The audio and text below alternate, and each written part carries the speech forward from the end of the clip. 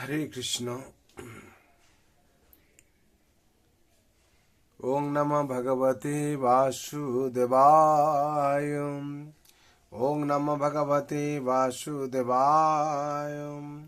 ओं नमः भगवते वासुदेवाय।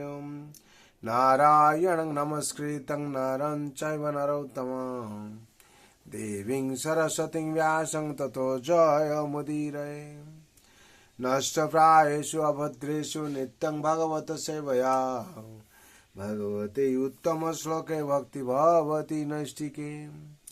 कृष्णाय वासुदेवाय देवकी नंदनाय च नन्दगोपकुमाराय गोविन्दाय नमो नमः। वञ्चाकल्पतरुभ्यश्च कृपा सिन्धुभ्येव च पतितानां पावनेभ्यो वैष्णवेभ्यो नमो नमः।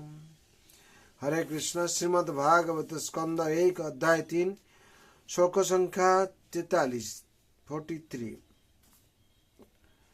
कृष्ण सुधामुपगते धर्म ज्ञान दिभिः कलौ नष्ट दिशामेष पुरा नरको सदुनोदित।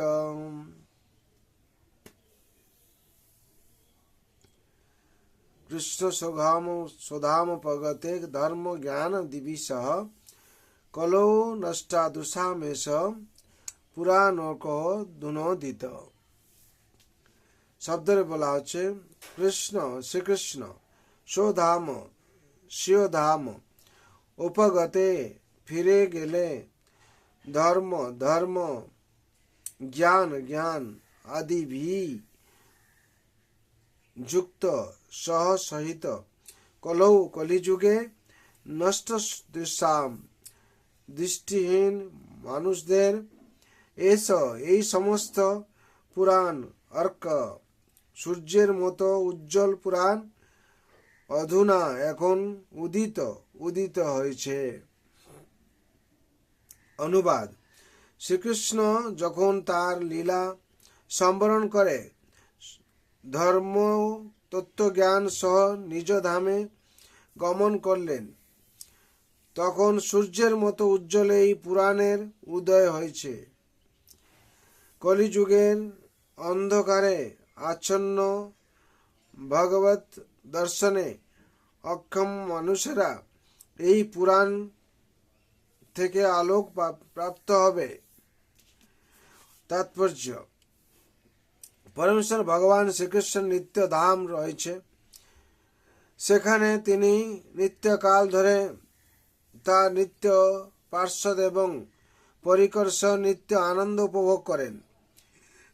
তার সেই নিত্য ধাম তার অন্তরঙ্গা শক্তির প্রকাশ, কিন্তু এই জড় জগৎ হচ্ছে তার বহিরঙ্গা শক্তির প্রকাশ। তিনি যখন এই জড় জগতে অবতরণ করেন, তখন তিনি তার অন্তরঙ্গা শক্তিসহ সমস্ত পরিকরদের নিয়ে স্বয়ং প্রকাশিত হন। তাকে বলা হয় আত্মমায়া। ভগবদ গীতায় ভগবান বলেছেন যে তিনি তার স্বীয় শক্তির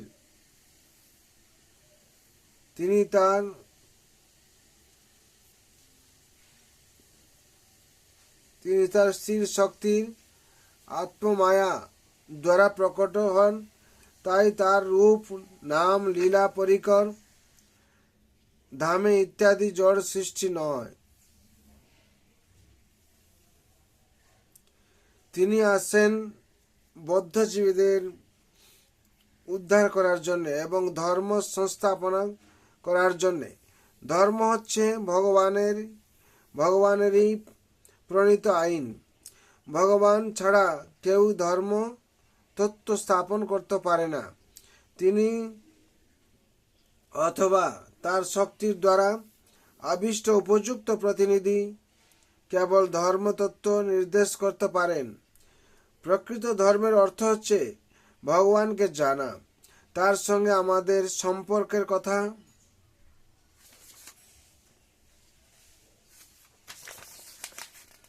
জানা, তার প্রতি আমাদের কর্তব্য সম্বন্ধে জানা এবং এই জড় দেহ ত্যাগ করার পর আমরা যে চরমে কোথায় যাব সে সম্বন্ধে জানা। জড় জগতের বন্ধনে আবদ্ধ বদ্ধ জীবেরা এই মহান উদ্দেশ্য সম্বন্ধে প্রায় কিছুই জানে না। তাদের অধিকাংশই পশুর মতো আহার, নিদ্রা, ভয় এবং মৈথুনের মগ্ন।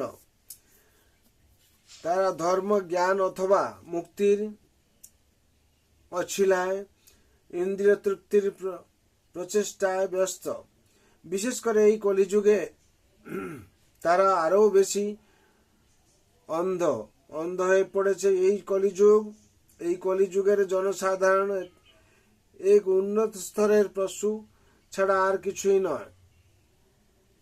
পারমার্থিক জ্ঞান অথবা ধর্মপরায়ণ জীবনের প্রতি তাদের কোনো রকম স্পৃহা নেই। তারা এতই অন্ধ যে তারা তাদের মন, বুদ্ধি অথবা অহংকারের ঊর্ধ্বে আর কিছুই দেখতে পায় না।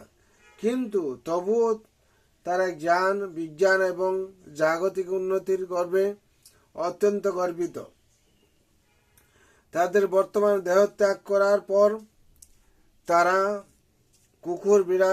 কুকুর অথবা শূকরের শরীর প্রাপ্ত হবে, কেননা মানব জীবনের প্রকৃত লক্ষ্য হচ্ছে তারা সম্পূর্ণভাবে ভ্রষ্ট হয়েছে।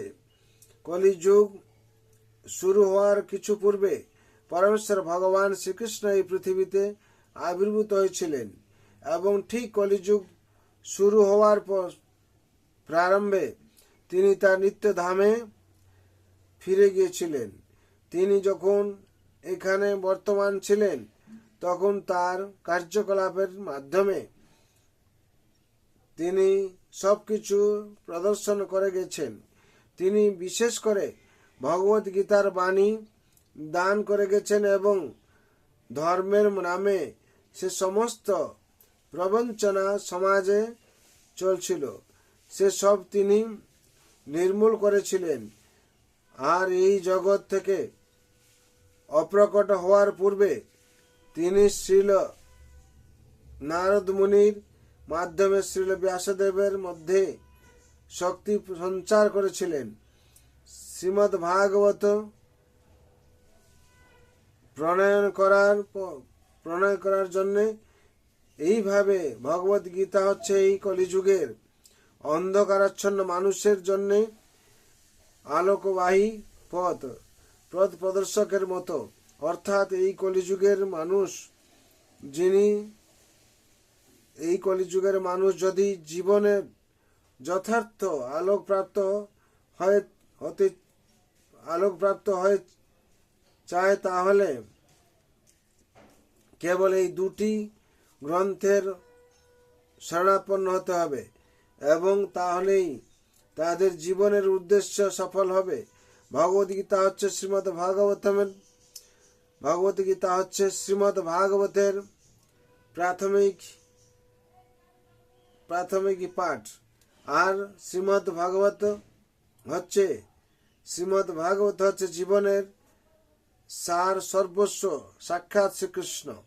তাই আমাদের অবশ্যই শ্রীমদ্ ভাগবতকে শ্রীকৃষ্ণের প্রত্যক্ষ প্রতিনিধি বলে গ্রহণ করতে হয়।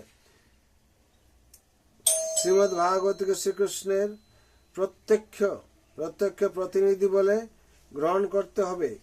যিনি শ্রীমদ্ ভাগবতকে দর্শন করতে পারেন তিনি শ্রীকৃষ্ণকেও সাক্ষাৎ দর্শন করতে পারেন, কেননা শ্রীমদ্ ভাগবত এবং শ্রীকৃষ্ণ অভিন্ন। হরি বল। হরে কৃষ্ণ। বিশেষ করে আমরা এই ভাগবতম থেকে অনেক কিছু শিখতে পেলাম, যেটা হচ্ছে ভাগবতমের তাৎপর্য এবং অনুবাদ থেকে আমরা এই পুরাণের সম্বন্ধে জানতে পারলাম। যদি আমরা প্রত্যেক দিন অন্তত অভ্যাস করি, পাঠ করি, তাহলে কি হবে? আমাদের সার্বিক মঙ্গল হবে। তার জন্য সবাইয়ের মঙ্গলের জন্য আমি প্রার্থনা করছি ভগবান রাতুল চরণে সবাইয়ের মঙ্গল হবে আর সবাই আনন্দে থাকবেন। সর্বে ভবন্তু সুখিনঃ, সর্বে সন্তু নিরাময়, सर्वे भद्राणि पश्यन्तु मा कश्चित् दुःख भाग भवेत्। हरे कृष्ण कृष्ण कृष्ण हरे हरे, हरे राम राम राम हरे हरे। जय हरि नाम महाप्रभु की जय। जय जगत गुरु शिल प्रभुपाद की जय। श्री गुरु महाराज की जय। श्रीमद् भगवत गीता अथात की जय। श्रीमद् भागवत महापुराण की जय। अनंत कोटि वैष्णव भक्तवृंद की जय। उपस्थित भक्तवृंद की जय। निताय गौर प्रेमानंदे। हरि हरि बोल, हरि हरि बोल, हरि हरि बोल।